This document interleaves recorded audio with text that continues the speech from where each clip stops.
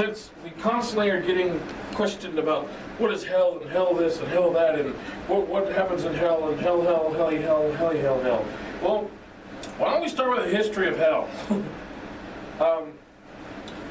Anybody who's Christian or whatever should have at least have an idea of what the Divine Comedy is, specifically a section called the Inferno. This particular book is basically, it's an epic poem. It's about the guy going through heaven, hell, and purgatory. And the Christians and the Catholics have been using this as a basic guide, if you will, to hell. Talks about the rings, everything else. Well, just like everything else in Christianity, it's still a piece of fiction.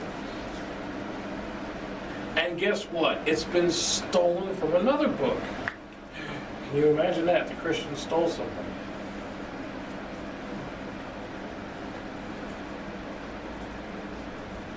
They stole from the Zoroastrians. This is like the Cliff Notes for Zoroastrian hell.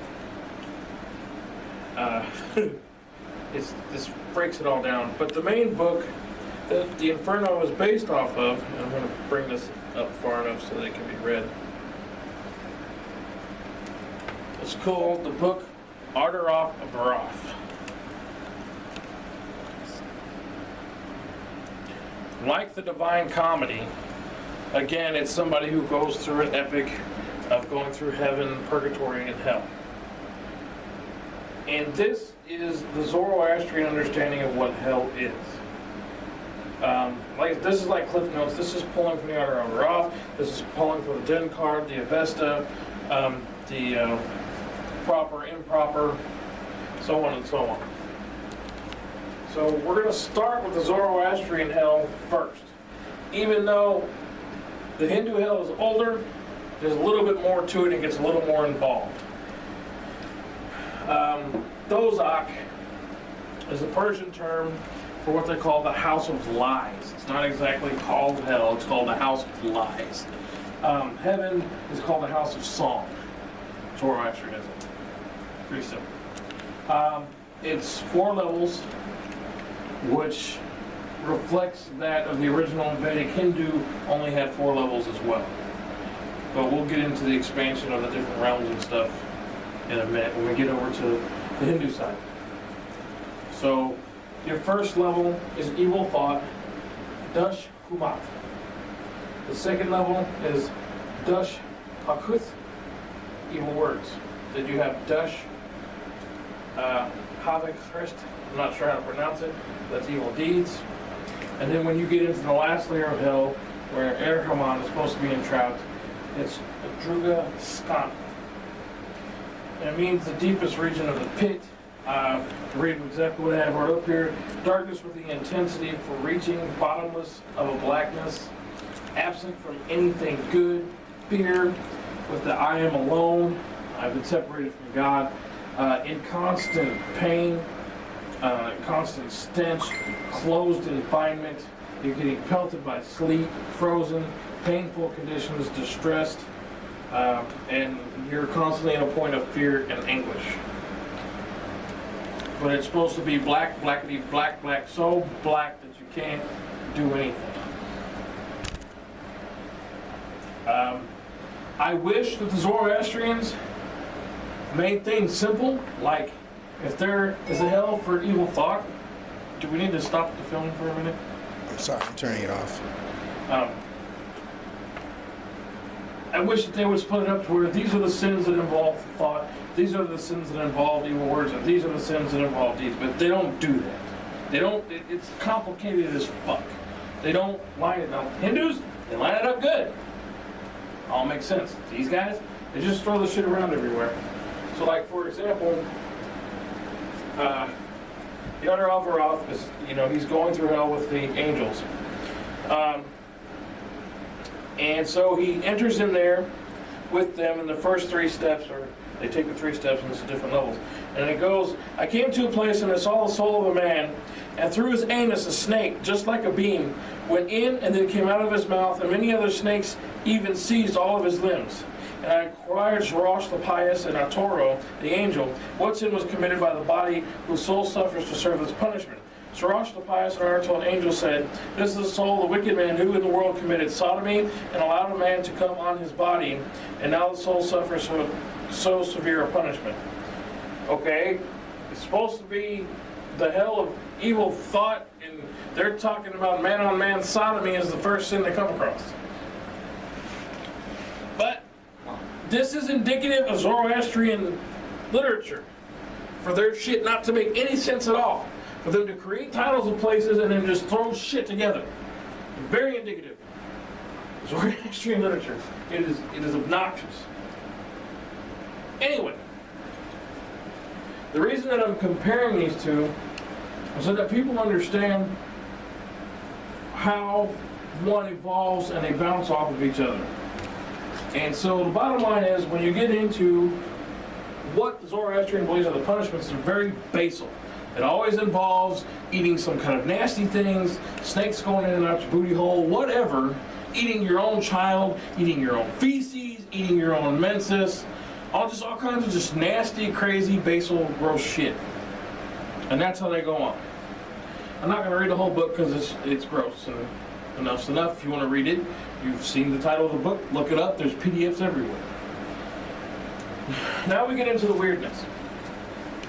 First off, we have to state, Nakara is considered the Nether realms. There are 21 realms or multiple universes, or however you need to function with it. And it just means nether world. There's basically 7 planes, if you will, 7 realms that fall in line with the 7 lower chakras that we already talked about. And then per level, there's 4 levels per plane. So 7 times 4 is 28, there's 28 total. The first 25, 1 through 25, are just purifications to come back into reincarnation. So whatever sins, whatever things you've committed, you can work your way through and then back into reincarnation. Once you cross into Patala or the Naga Loka meaning specifically realm, it neighbors Nakara, but once you cross over that, that's it, you're done. You can never be reincarnated again. So, like Dozak, it's a dark black hell, serpents everywhere, noxious creatures, nasty things going on constantly, and it's all black. And then, again, this section of these 4 levels of hell is all black. Pure darkness. Makes sense? If reinitiation occurs, and they call it Naga Loka, that means this is the realm of the Nagas. It's ruled by the Naga Vasuki. Vasuki is the Naga that sits on Shiva's neck. Just so folks know. One of the main stories that you find about Shiva and Vasuki is when the world is being created, the water is poisonous, and there's this huge rock. And they have to churn the rock to get the poison out of the water and also get the elixir of immortality out of the water. So on one side you have the Devas, on the other side you have the Asuras. Vasuki is wrapped around the rock, and they're pulling Vasuki back and forth to churn the rock to separate the water, the poison, and the elixir. I know, it doesn't make much sense to me. It sounds like a centrifuge. I'm just telling the story. And so, when it's all said and done, Shiva takes the poison and he drinks the poison. That's why you hear in the hymns, he who swallowed the poison that rested in his throat, blah, blah, blah. Now, the elixir of immortality, Chudamasta gets a hold of. She keeps it away from the Asuras and drinks it, and in order to make sure they can never get a hold of it, that's why she decapitates her head. And that's one of the mythos about Chudamasta. So that way, the demons can never have immortality. This is also AKA Soma is that drink of immortality. Going back to the poison, it is the eternal goddess. It's on eternal ground. She kind of looks like Kali, but fatter, like pregnant. That's Tara. And Tara is the dark goddess that nurses Shiva back to life with breast milk and so on, and helps remove the poison from his throat. But we also look at that, and one of the reasons that we look at Shiva, or aka non-Shite, as being regarding the throat chakra, having the poison and being of blasphemy and discontent. And that myth is one of the things that led me to put him in that position. If that makes sense to everyone. Okay. Another thing about Shiva is they say you walk the path of Shiva. Shiva is the only entity, person, whatever, that goes to the bottom layer of hell with the Suki, uses the Bindu Ram, is actually able to come out of hell with Vasuki. No one has ever done it, and that's how he claimed his godhood, and then everything that was around him became godlike. So that's why Nandi is now a god, and everything else around Shiva is auspiciously godlike.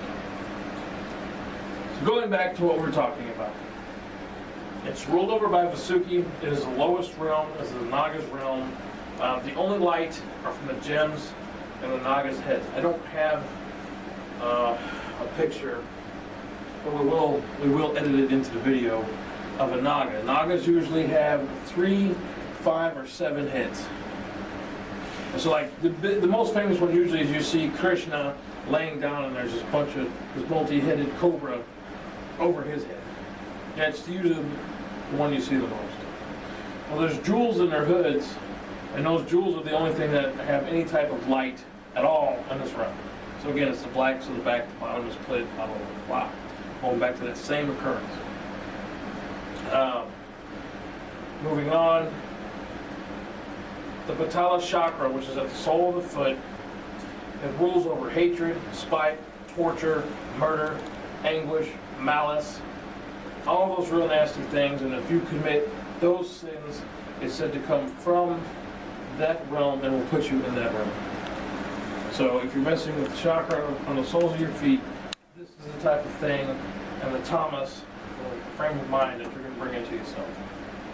So be wary of that, unless that's what you're looking to do. So whatever. One of the things that I want to point out, since we keep having troubles with these same people, who does this sound like? Torture, murder, spite. Sounds like witch hunts, inquisitions, coming up with new ways to torture people and get information out of them. Who do you think we're actually going to see in hell? I mean, let's just get real about it. Anyway, the Patala plain is separated from the Kara. It borders this, and the plain is known as Kakola. So you have to look at it this way. There are 21 realms, and they connect to the 21 chakras. You have the chakras from the sole of your foot to your hips. Those are your lower chakras. Then from the base of your spine to the top of your head, those are your middle body chakras. And then there are 7 more chakras that ascend up, which they usually use the 7 planets of the solar system to use those as a guide reference into the heavens. Those are the 21 realms. And like I said before, all the realms are split into 4 or 28. So you got 28 times 3, which is whatever number it is. Probably I think 81 or 82. And that's where you get the multiverse concept in Hinduism, because Hinduism actually does have a multiverse, multiple planes, multiple levels, blah, blah, blah. And that's more in the Tantra and the Puranic, not Vedic. So, again, it's black poison. As I told you before, you cannot reincarnate from this spot. And again, it's 4 levels. Just like Dozak, there are 4 levels. The Dandasuka, snakes. And basically what goes on in that hell is you get eaten by snakes. Constantly being torn up, ripped apart, eaten by snakes. I'm not even going to get into what the specific sins are. I mean, there's just way too much. The second one, Avant Niradhana. What it is once they fall, they talk about specifically once they fall off the bridge and they hit that bottom level of hell, they're rolled over or kicked into a hole, like a well. And they're in that well and they're stuck in this well. They can't climb out, they can't dig in, they're stuck in the well. And then they're choked to death with smoke and venomous and poisonous fumes. But they don't die, because it's heaven.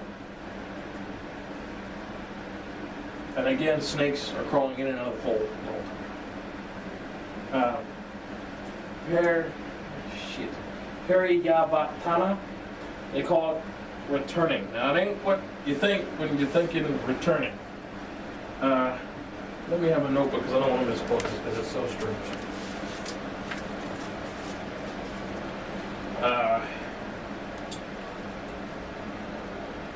Basically, if one of the biggest things in Hindu is that you're always supposed to give people a safe refuge for the night. So if it's a merchant, a traveler, whatever, and they need a place to stay, you're supposed to open your house up to them. That's their thing. And this is a homeowner who welcomes the guests with cruel glances and abuses them. They're restrained, and then they have carnivorous birds who are constantly gazing upon them, and then suddenly their eyes get plucked out. What does that have to do with returning? Returning, I'm guessing it's returning the gaze, the evil eye. And then the last one, which Suki Mukha, is needle face.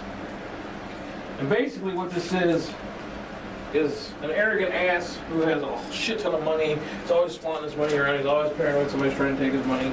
He's not taking care of anybody. And what they call the Yamamasa, which are like the little helper demons to Yama, because we all know Yama is the ruler of hell, or Nakara. So the entire body up everywhere. One piece of string that goes all throughout the body everywhere. And they're sewing them. They're constantly sewing this thread through like it was a snake. It all goes back to serpentine aspects. And that are the 4 bottom layers that you cannot return from, and according to Zoroastrianism, these 4 layers you can't return from until the 9,000 year cycle is over and they start throwing all the lava in there and all the souls either get purified or die or whatever else. Because Hinduism is apocalyptic, but it's apocalyptic in cycles. It goes in cycles. This, you got 3,000 years for this, 3,000 years for that, 3,000 years for this, and the shit's over. And that's kind of how the Zoroastrians look at shit. So, any questions on this stuff so far? No, it all seems to make sense. Seems pretty straightforward, yeah. There's a lot of snakes in all of this. Sneaky. Well, you have to remember, to Zoroastrians, snakes are the worst things ever. Nah. They're the most noxious creatures of the earth. And that's why you see that repetitive shit in Christianity about snakes. Yeah, same pleasure. Now, Nagas in Hinduism are keepers of wisdom, not knowledge, but wisdom. And they're always available and they're always helping the gods to accomplish stuff. Does that make sense? And so when you read, and I hate doing this, I hate talking about the Abrahamic bullshit, but it needs to be obvious, it needs to be shown to people. Genesis, you have the snake offering fruit, nectar, for the knowledge of good and evil to Eve. What is that a reflection of? It's Tantra. What do we talk about? We talk about the snake that's going to give wisdom and knowledge to awaken it and bring it all the way up to the third eye, where it produces nothing but nectar, because it dissolves all the chakras, and then all the nectar and knowledge falls through. And once the chakras are dissolved, you gain the wisdom of the tattva, and the tattva are what create the universe. So that's what gives you the knowledge of the gods, is by the dissolution of that nectar, while you have the kundalini risen up. And then once you have the explosion of the Swapara chakra, because you have the connection of Shakti, the snake, in the third eye, returning to Shiva, you now have what is known as either an out-of-body experience, or you just go completely mental only, like you were taking an acid trip, in order to worship what they call the guru. Okay? So you're looking at the same thing of Eve already taking the knowledge. Eve already has the knowledge. She's meeting her lover Adam, sharing the knowledge with him, and that's creating the nectar or the understanding of the universe throughout the person. And then they get thrown out of Eden. Oh, then, yeah, well, that's the whole Christian bullshit. But I want people to understand that a lot of Christianity, and especially Catholicism, comes from Tantric Hinduism. And this is why they want everybody to fear the serpent. The serpent, the great serpent. Now, the main thing that we've been getting hit a lot with because of the Mary ritual, they're like, Mary will crush the head of the serpent. Okay, that's not even the fucking scripture. The essence of Eve's seed will try to crush the head of the serpent as the head of the serpent bites the heel of Eve's foot. Okay, so what? If the serpent bites you, what does it inject into you? Poison. Venom, poison. So, whatever they're trying to come up with, that Mary, I don't understand how it's Mary's crushing. I don't understand the whole thing. Okay, I'm just telling you the Bible verses are the seed of Eve is crushing the head of the serpent with his foot, while the head of the serpent is biting her heel. So to me, that is their way of explaining how woman is a flawed, less than man, because not only she's made from his rib, she's also now poisoned by the devil with the devil's venom. So I need to explain that because we're constantly being told that Mary will crush the head of Satan, and it's not, no. Read your fucking Bible. Stop quoting shit that other dumbass people told you and you just fucking believe it like a dumbass. Anyway. Okay, so, any questions up to this point about what we just went over? Nope. So the Nagas are in hell, but you say they help the gods with various things. Are the Nagas a neutral thing, or are they considered inherently evil? No, they're bringers of wisdom. Well, the problem is, if a soul has fucked up so much and it's so bad, they get imprisoned with the Nagas because it's like you would take a baby raper out of society and stuff them in prison for the rest of their days. They're so dangerous that they can't be amongst the populace anymore. And who better than these crazy fucks to eat them? Because that's essentially what it says, the first level. The Nagas are eating the souls. What are they doing? They're taking these assholes who absolutely will not get along with the get-go and feeding them. Fuck you. So I've been talking to this Cambodian chick, right? And she's been talking a lot about snake worship and stuff in her native land. Oh, yeah. And she said that the Nagas, and she called them Nagi, Yeah. referring to multiple, said that they came from the sea and that they were sea people, and that, like, a Naga princess married one of the princes of India, and then, like, their union spawned something else. At least that's what she was saying had been told to her by a shaman guy that she met in her practice, who was like following the ways for the people, I guess. But I just thought it matched up a lot with what we do, or at least our understanding of the Naga. Well, you gotta remember, once shit gets let loose in other directions, Right. shit starts changing. I'm saying that's Cambodia, that's right next to India, so like it's probably related to us. Well, a lot of the, when you get into a lot of the different levels and legends of Nagas, like for example, it'll be in the new book because it's part of explaining the three different pathways, the Ingla, the Vigala, and the Sushuma. And they're actually based off of rivers. One of the rivers that it talks about, and it's dried up now. It doesn't exist. I mean, the riverbed exists, but it's dried up and it's gone, and the town that used to be there is gone too. They're estimating it was around 13,000 BC when it was around. Anyway, there was a Naga living in there, and it was pure fucking poison, okay? Because he poisoned the shit out of it. He didn't want nobody getting in his goddamn river. Like, fuck you guys, you cannot come in here. And one day, a girl climbed up the tree, kid eats a piece of fruit and drops a piece of fruit in the water. The Naga comes up. And they name the Naga after the river. And there's some interaction. Then the little kid comes along. Well, guess who that little kid is? Krishna. And so basically it goes into Krishna meets the thing, and then whatever happens, happens. And now one of the goddesses, which is the same name as the river, comes in to purify herself of all of her sins and bathes in the poisonous river. Well, because she bathes herself in the river to alleviate herself of all the sins, now the river is no longer poisoned. And now this becomes the Naga that takes care of Krishna. And that's why you're always seeing that, because the snake tried to kill Krishna and couldn't kill him. So then, because he couldn't kill Krishna, Krishna now became his master. So yeah, there's a lot of stories. If you remember the movie The Golden Child, they're talking about the half dragon, half chick. Well, Nagas are dragons. Same thing. What a lot of people don't understand is they see, like, a pagan friend of mine, a fire-breathing dragon. All that means is a venomous snake.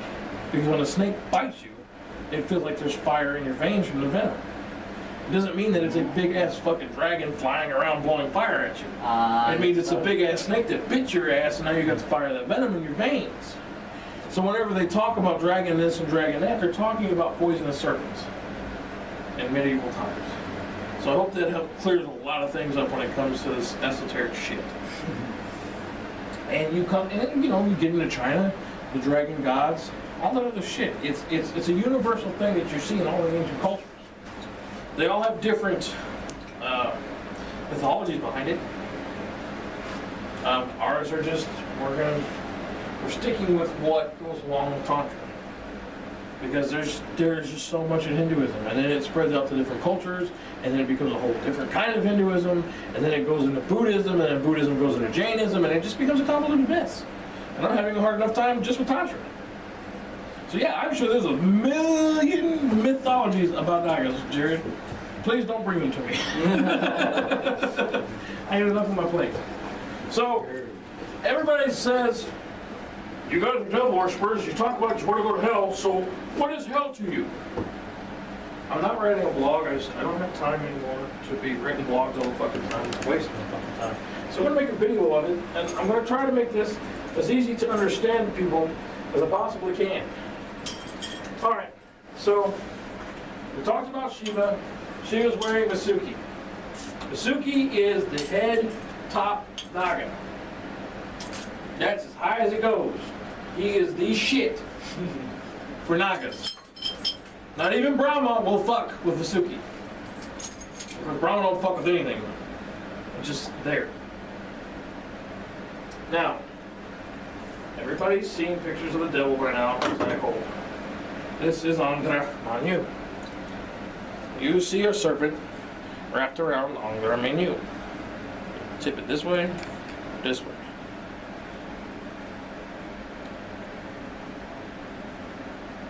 And it goes around the back as well. You see it on the back of the legs. Oh, that's light. Yeah, there we go. Yeah.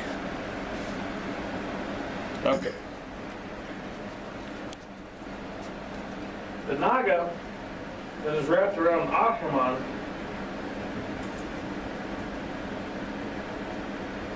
is Manasa. Manasa is Vasuki's sister. And there's a third one, but we're not even going to get into it because that has nothing to do with it. What you see when you get into Ahriman, you see that the snake, as best as you can, is coiling around the lower chakras, representing Nakara. The soles of the feet are obviously the worst part of hell, which is their domain. So she's coming up around his feet, top of the feet, ankles, and moving just right up those chakras. And we discussed how once we get those chakras open, and we get to the point that we have all of our chakras balanced in the body, and that we're reaching up to the ajna, we want to be able to fold those lower chakras, or energize those lower chakras into influencing this counter chakra of the middle body. Does that make sense? I know I tried to explain it as folding over, but basically what you're going to be doing is you're going to be sparking them off one by one. So that when the Kundalini comes up and hits the Muladhara, you're also going to spark off the one in your hips. It hits the PP spot, you're moving down to the center of the thigh. So you're popping both of those chakras at the same time so that you're having the influences from Patala and the other nether realms popping off and fitting into those chakras. So you would start with the base chakra instead of starting with your feet chakra? Yeah, because you basically the bottom of your foot needs to match the Swadhisthana. Oh, okay, so it's like if you were to go from base to third eye, but you're going from base to the bottom. Yeah. Descending. This is ascending and that's descending. And That's so- what I'm talking about, the folding up. So are we pushing energy out that way, or is it coming in? We're bringing energy in from these and we're exploding these. We're going to turn these the counterclockwise, bust them open, and then pull the energy up from there. We're going to do it with Bija mantras, the seed mantras.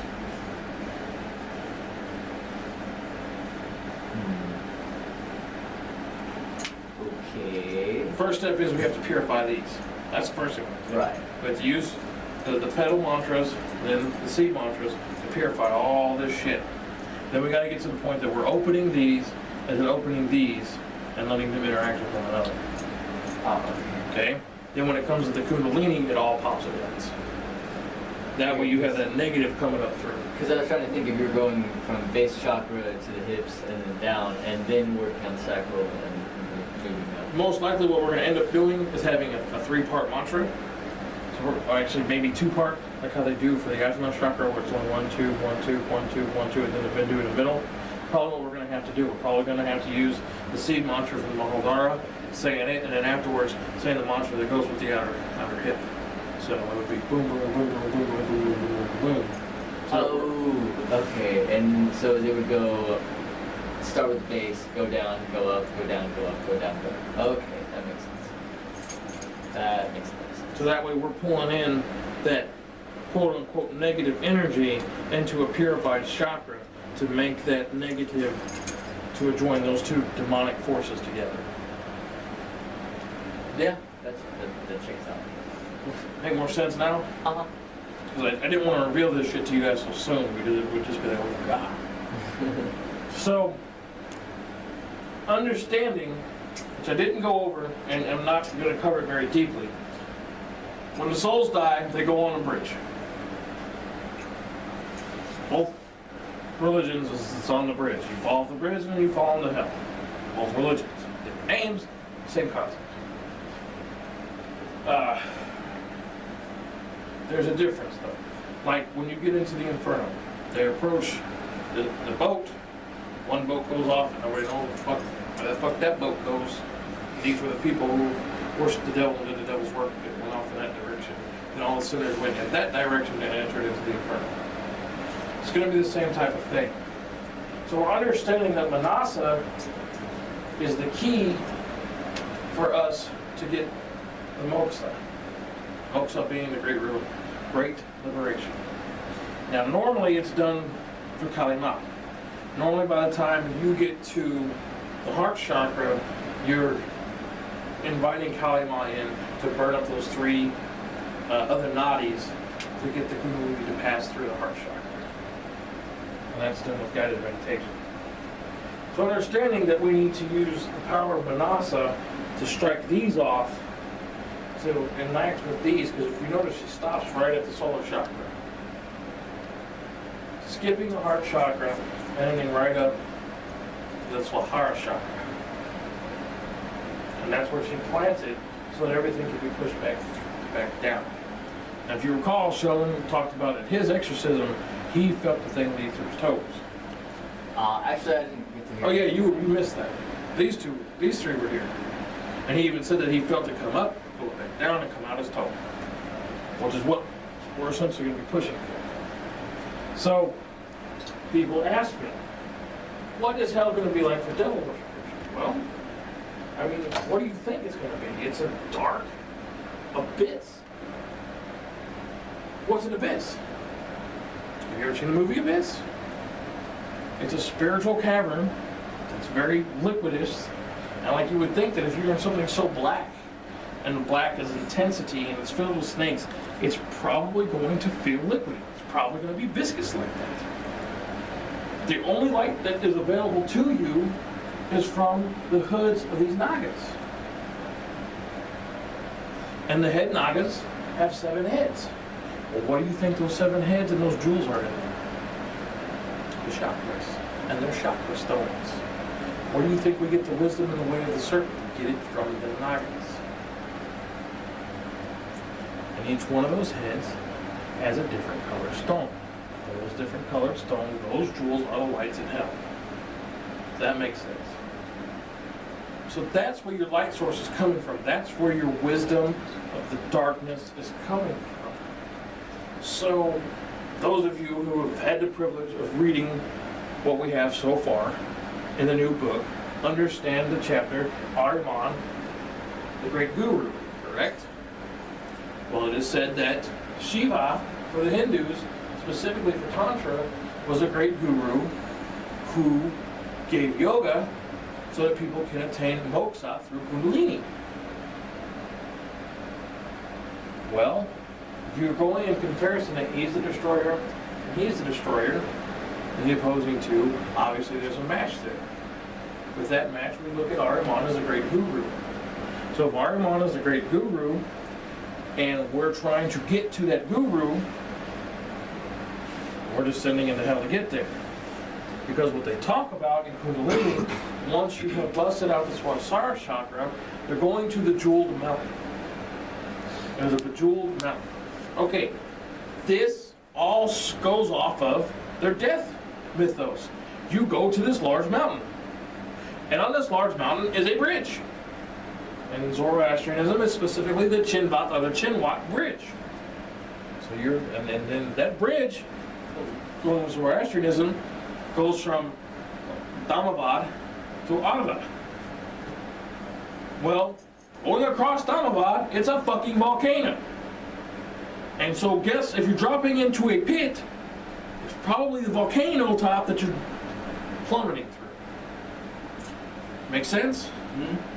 So, both religions talk about this falling into a pit, which is basically a volcanic thing. But you have to remember, these old school religions have the mystical mountain myth with it. I mean, you see it in Greece, you see it in Japan, you see it in a lot of different mythos. It's everywhere. It's all what the mountains were all the gods, or, all that shit. So, specifically, with Dozak, there's 2 ways, there's 3 ways actually. One way is, Aswavad comes in, jerks that noose up and drops your ass down there. You want to fight, there's a little dude called Kunda, he'll break your arms and kick your ass in the hell, he don't give a fuck. Okay? There's another asshole called, I don't want to mispronounce his name.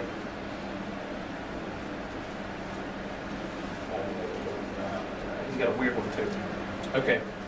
His name is Vizarash. Vizarash is like a tour guide. He's like, hey buddy, come on buddy, let's go. So all the souls who decided, yeah, you know what, I fucked up. You don't even gotta jerk me off this thing, just take me on down and let's go. And this fiend leads them into hell, gets them set up. Here's the well you're going to be sitting in. There's some noxious poisonous gas that's going to get pumped in there. We got a bunch of serpents coming through. They're going to chuck them down there. And then they're going to butt fuck you and crawl up through your ass and out your mouth. It's going to be a good time. Anyways. You like the taste of shit, my friend. It's awesome. So, what the Hindus talk about and the Zoroastrians don't really drive on is that there is a Naga that will come up through the whole thing and grab those motherfuckers that they're taking into the last layer. Like a gigantic motherfucker? Yes. Well, these Nagas, like Vasuki, he's about the size, I mean, if he's in his full form, he's bigger than fucking skyscrapers. And just, if you actually look at the mythos, it's really takes you with it and guides you down. So, even with this, they're seeking out the mountain, and they're seeking out a particular tree. Pretty much see a gemmed tree. What does that sound like? Different a gemmed tree, they find the gemmed altar, and in front of the gemmed altar is the guru. Alright, but we're going up the soles of our feet, and we know we're fixing to be guided by a huge fucking Naga, Manasa, straight into the Nether realm. What do you think we're gonna find? Ahriman?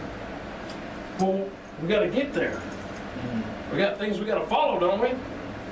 They went from a mountain to a tree to an altar to the guru.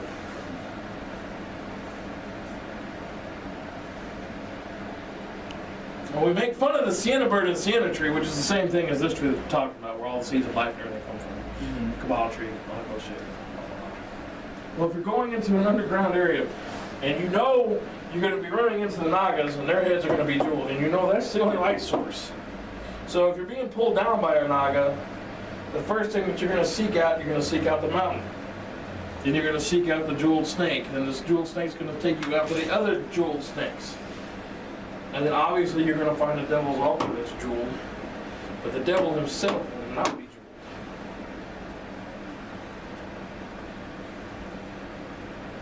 The devil himself, out of everybody that I've ever talked to who's done the guided meditations out of Ahriman enlightenment, to include myself, to include anybody who's even prayed to Ahriman, the only fucking vision sense you get is a huge fucking eye.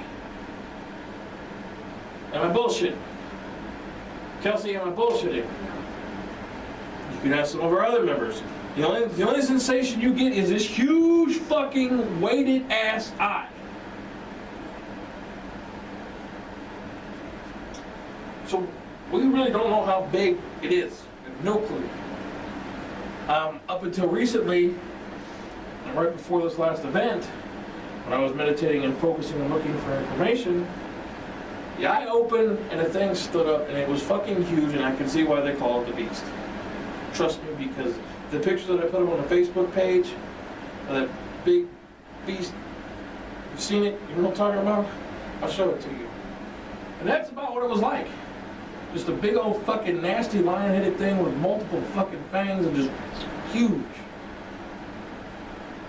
So at the end of the day, his jeweled altar is lighted up by the Nagas that he's standing in front of. Actually, he's laying down and resting in the darkness. It only rises up when he needs to rise up. And that's why we have that rise up thou Father of us.